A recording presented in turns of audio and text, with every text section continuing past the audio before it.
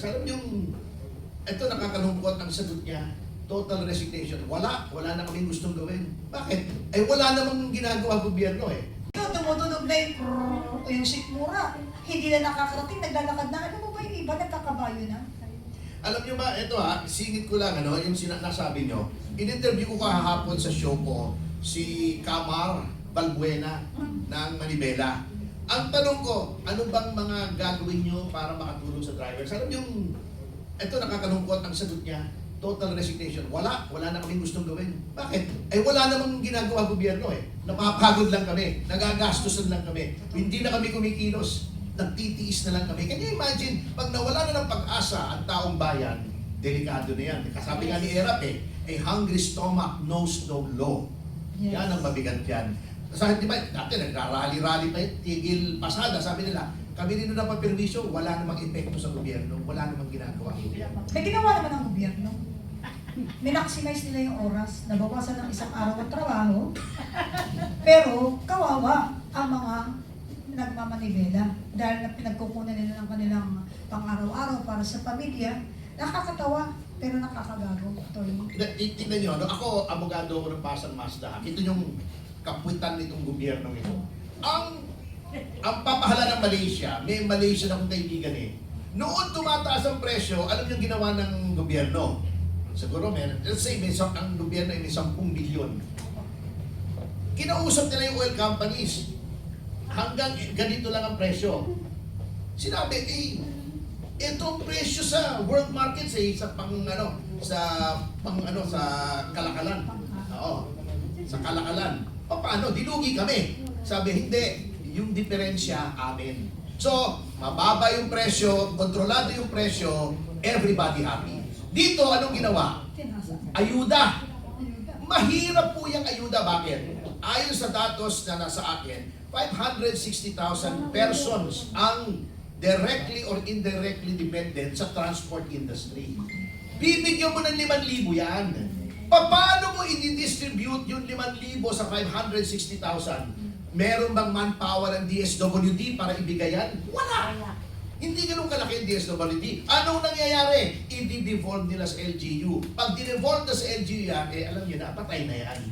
Bakit hindi kunin yung pera sa halip na ang kausap mo lang 5-6 na oil companies, 560,000 ang gusto mong kausapin? Mali Bakit? Kasi merong oportunidad dyan pagka-distribution sa marami. Ito yung kalokohan ng gobyerno ito. Pwede mong ibigay direkta sa oil companies. Ang problema, number 2, sabi ng isang kaibigan kong nasa Malacanang, wala na pong maibigay na subsidy, ninakaw na. Yun! Hindi, walang biro. Yun ang problema, malungkot. Ninakaw na. Anong bibigay namin subsidy sa oil companies? Yan ang dapat unang-unang instinct ng gobyerno. Kahit walang OPSF or Oil Price Stabilization Fund, ad hoc naman ito Ad hoc naman. Number 2, bakit nag-certify na rin as urgent ang gobyerno? Ang ginawa pa excise tax pa. Bakit hindi na lang sinertify as urgent yung ibinalik yung OPSF? Ayan yung opportunity, natataranta na yung legislature, gusto nang gumawa ng hakbang para yung ma-address yung rising prices. Ba't hindi ka pa nagbigay ng batas na i-reinstate yung OPSF? So yan ang mga kalokohan Bakit? Ayaw nila kasi profiteering. Ini-enable nila ang profiteering ng mga oil companies. Ang Pilipinas, ang pinakamalaking percentage ay tinaas ng oil prices sa buong mundo. Totoo. Sa buong mundo. Totoo. 81% as of February pa yan ang itinaas. Bakit?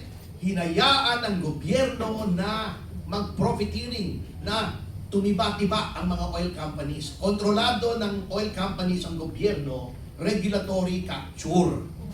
Nung sinasabi nilang 60 days pa ang reserva, 55 days, bakit ibinenta nyo agad ng mahal the next day? Kung sa ibang gobyerno yan, ganun profiteering kayo, kulong kayo lahat. Alam mo, Troy, ewan ko kung may sense ang sasabihin ko, but definitely, that's my thinking, no? Sa yung mga tao rin siguro, kasi parehas ko rin ang pag-iisip, dahil hindi naman kami kasing intelligent po. Balikan natin yung usaping bigas ng araw. Nangako, 20 bigas. May crisis na tayo. Meron namang 20 bigas Totoo yun. pero isang dakot lang. Isang dakot. Hindi ka bukid. Ano, Troy, para hindi ako mawala. Kasi alam mo, minsan, matanda na tayo, nawawala ako eh. Pero nandito lang ako. Alam mo, attorney, yung parang kwento ng bigas, sabihin ko sa iyo, yung bigas, 20 pesos, pinangako niya. Ha? Ikaw ba, pag nangako ka, syempre mag-iingat ka. You need to protect your credibility as the head of credibility is very important. Pagkatapos, hindi mo na ibigay kung ano yung pinangako mo. Ako sa dami ng pera ko, ako si best friend mo. Gagastusan ko yan. Huwag lang ako masira sa taong bayan. Kahit sarili kong pera. Dahil kapag nasira ka na, ang hirap na pong bumalik. Tatanggap na lang sa iyo kung ano yan, pero yung tiwala hindi na. Ito rin ang nangyari po dito sa krisis. Unang-una, minumulat nila sa taong bayan na walang krisis. Maya-maya, may emergency na. Pucha. Eh kung yun, sakit yan, o health ako sa pinyan, tigo ka na. Pinatay ka pa ng paulit-ulit. Eh tigo ka na, naging ano ka na, may krisis na, sinasabi walang krisis. Pero meron pala po ang gobyerno dyan.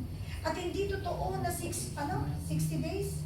Dahil dito, nag-guest dito si Ma'am Cora Guidote. May resibo, kaya pa hanggang 2 taon. May reserva tayong pera. Pwedeng wag nating pabayaan na magdusa ang ating mga kababayan, magrebelde dahil sa gutom, wala ka na makikilala. Pag sumala na ng pagkainan, iba na ang tingin sa iyo yan. Ang tingin sa iyo, karne, na pwede para may maihain na sa pamilya. Kapene, tingnan mo to ha, how incompetent this government is. Pinabayaan nilang mag-increase kasi kung saan dapat nilalagay ang pera, di ba? Pinabayaan nila na ang mga oil companies, now I'm speaking as former DOE secretary, pinabayaan nila ang mga oil companies na magtaas. Ngayon, 152 na yata ang diesel. Diba? Kasi, alam niyo ba ano ang ginawa ni Tatay Digong? 2021, Tatay Digong signed EO 138 and that is the implementation of the Mandanas Law. Diba? Yung Mandanas ruling of the Supreme Court. At kasama doon actually is the devolution of power sa mga local governments. But there is, imagine mo, bago nag-end ang panahon ni Tatay Digong, nandoon na yung puso niya, he was already forward-looking na dapat ang mga lokal na pamahalaan ay may kapangyarihan to regulate even oil. Kasi kasama ang Department of Energy dyan. Although right now, hindi fully devolved. Continuity-wise, ang pag-uusapan natin, dapat si Pangulong Marcos, tinignan niya lahat ng mga executive orders, lahat ng mga ginawa ni Tatay Digong, at in-implement niya sa panahon niya ngayon para maiwasan natin ang mga sasakunang ganito, mga krisis na ganito na hindi nakaka-address. Bakit nagagalit ngayon ang mga drivers? Pinayagan mo ang oil companies na magtaas at 252 per liter, pero hindi mo pinapayagan ang mga drivers na magsingil ng magtaas ng singil sa pasahe. Tapos, bibigyan mo lang ng 5,000 pesos yung mga drivers. Ano ang nangyari? Ilang litro lang Ano yun? ang nangyari? Nauwi walang masakyan ng tao. Correct. Kasi isipin na, ba't ako mamamasada ang mahal ng gasolina? Ang dami na nagre-reklamo eh. Kasi yung paggawa ng listahan, problematic pa yun eh. Correct. You should attack the problem at the root. Yes. Anong root? Yung presyo ng petroleum products. Bakit hindi yung kumpanya ang tinawag mo? 7, 8 lang na major ang kausap mo. Hoy! Huwag niyo itataas. Kami munang bahala. Kung anong lugi nyo, basta mag-prove nyo na lugi kayo, kami na muna magbabayad. Dapat Sige na. ganon. Kasi gagastusin mo yun dun sa ano nila eh. Magkano sinabi na 1 billion daw para sa ayuda. Ang bako ang gulo-gulo. How can you distribute 5,000 pesos at 560,000 persons all over the country, ha? Attorney, if you were the president,